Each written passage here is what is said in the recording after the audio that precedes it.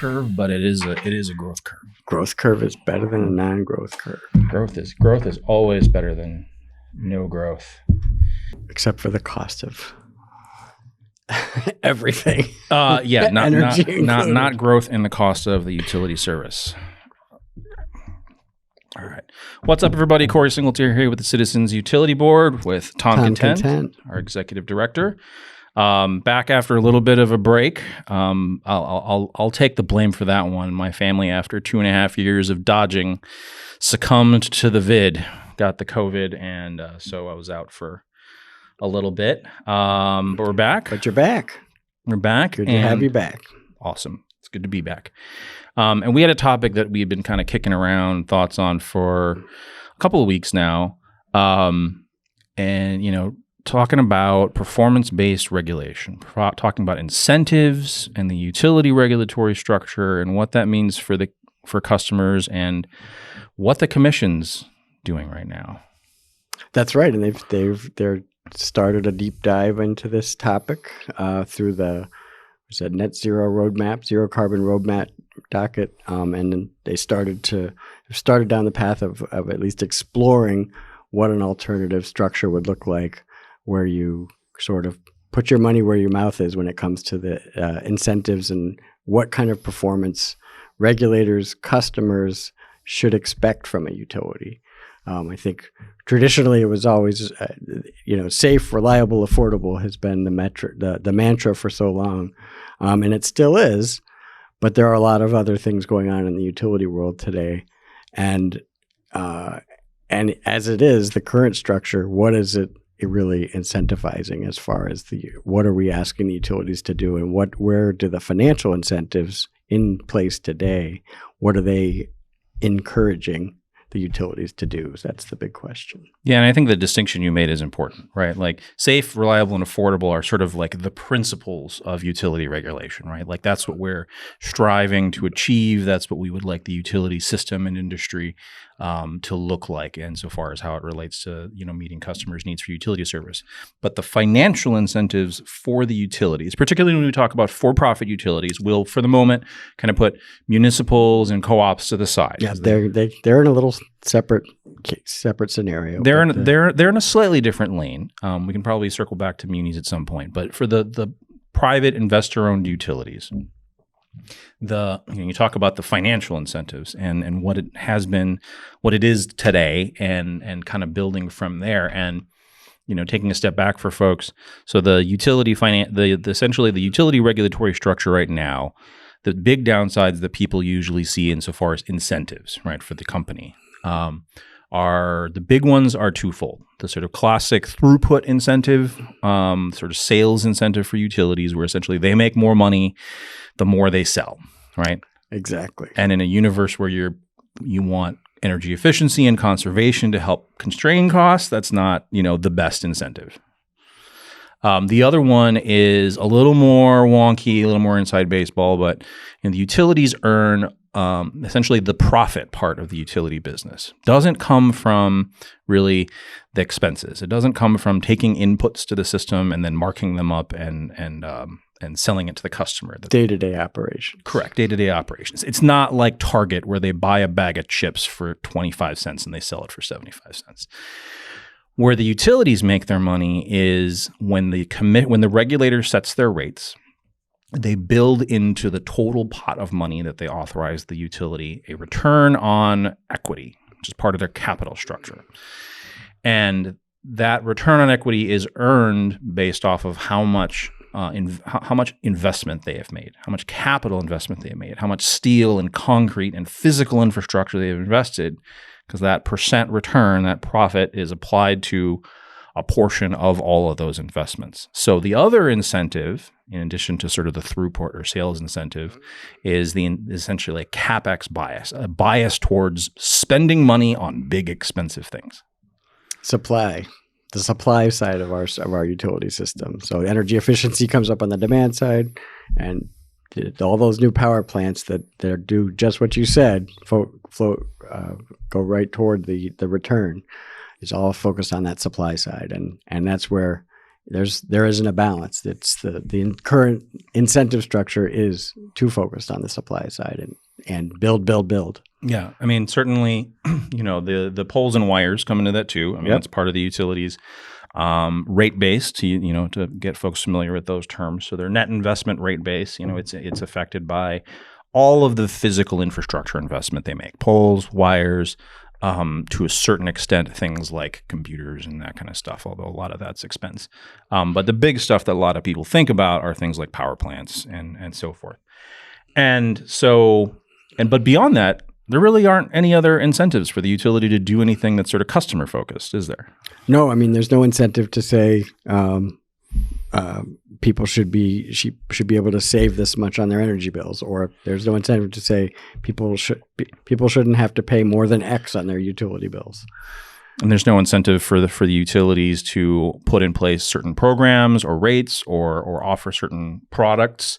There's no real incentive for cost containment, except insofar as they can't really gold plate stuff. They can't go overboard when they do spend. But there isn't really a strong incentive to kind of contain costs, other than a PR one.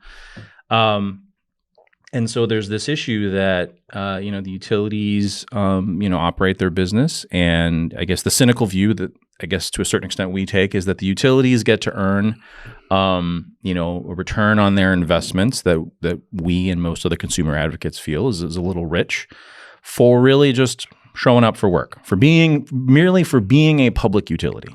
Well, we're the monopoly utility, so we deserve this, right? That's kind of the concern, is that returns that are too high are being awarded just for showing up and not for doing watching the P's and Q's of the things that really matter to customers.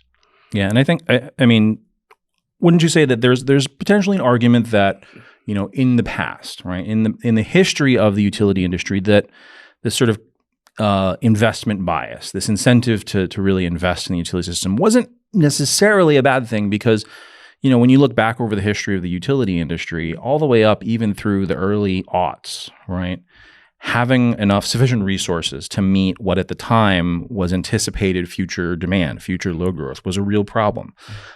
Folks who are a little younger or maybe weren't as tuned into utilities back in like the 90s in Wisconsin and early 2000s, the supply side was a big deal. So it wasn't necessarily a problem that the utilities were spending, had a strong incentive to invest. But I think today it's a little different. Growth is a little more flat.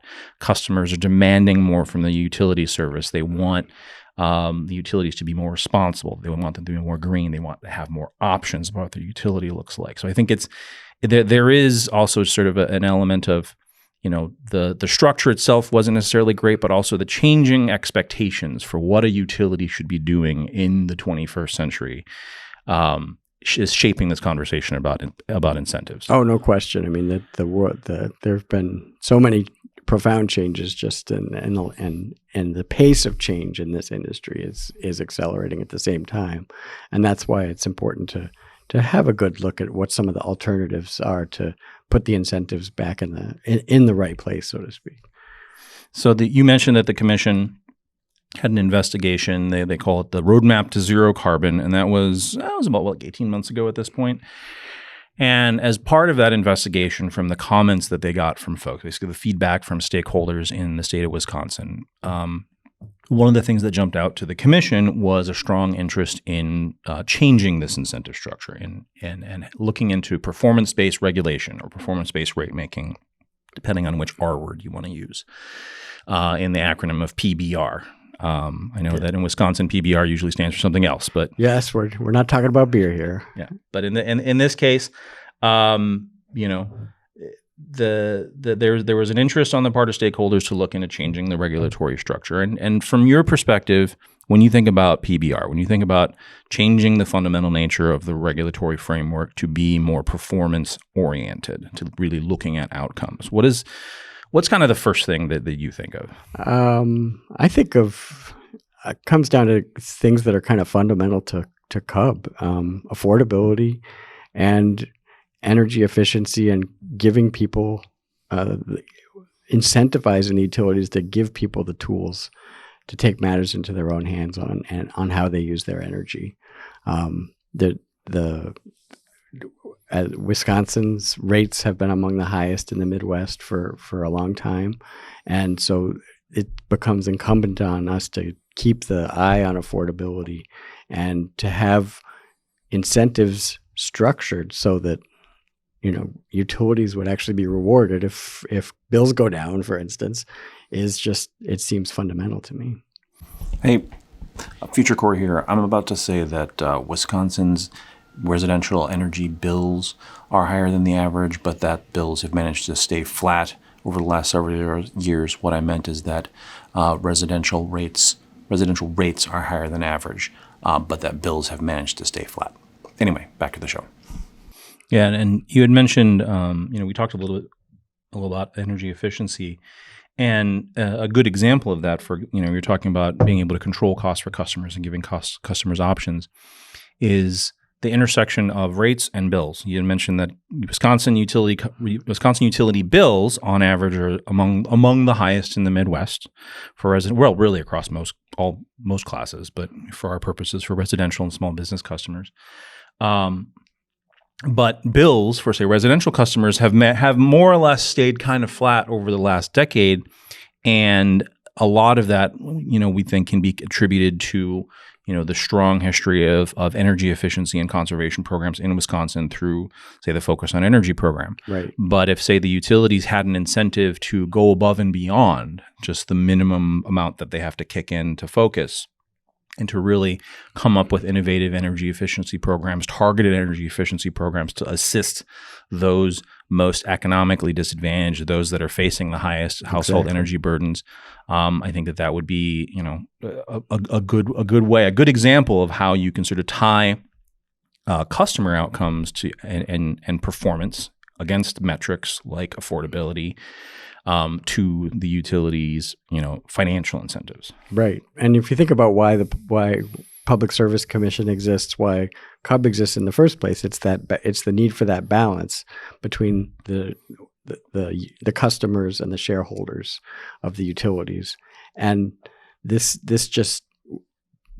new system can reinforce that role of having more balance and not having the shareholders incentivized to do things that aren't always in the best interest of the customer. Yeah, I mean, and some of it too. I mean, if we again kind of wind back a little bit, the utilities and particularly utility executives have for years. There's an incentive structure in how people get paid at the utility. Exactly. And how the leadership of the utilities get paid, and for years, at least in Wisconsin, those performance incentive payments to executives have been excluded from rates.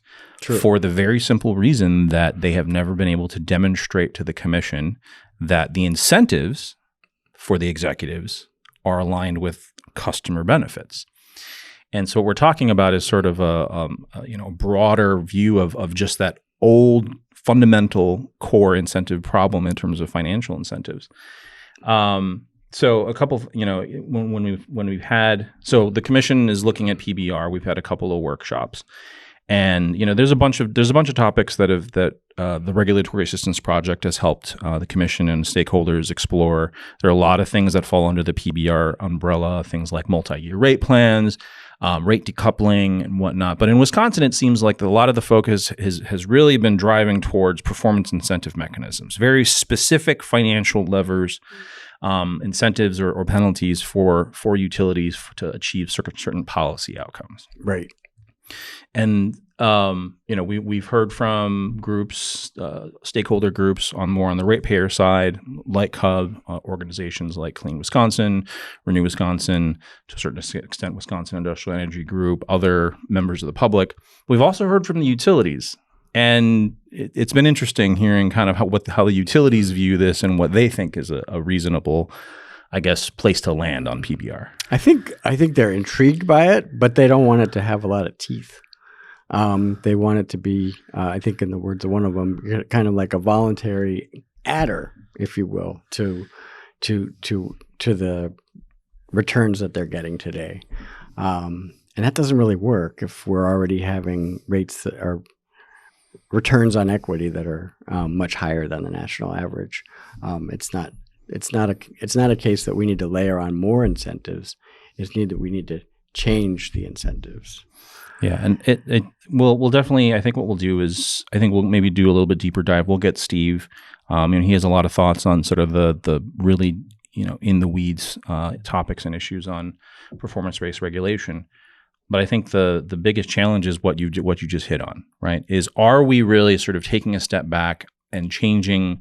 Let's talk about, for example, return on equity. Right. Arguably one of the biggest performance levers or sticks the commission has to encourage utility performance in one way or another. Yeah, it gets a lot of attention in every case. Yep, that's that profit essentially that we're talking about. Yep.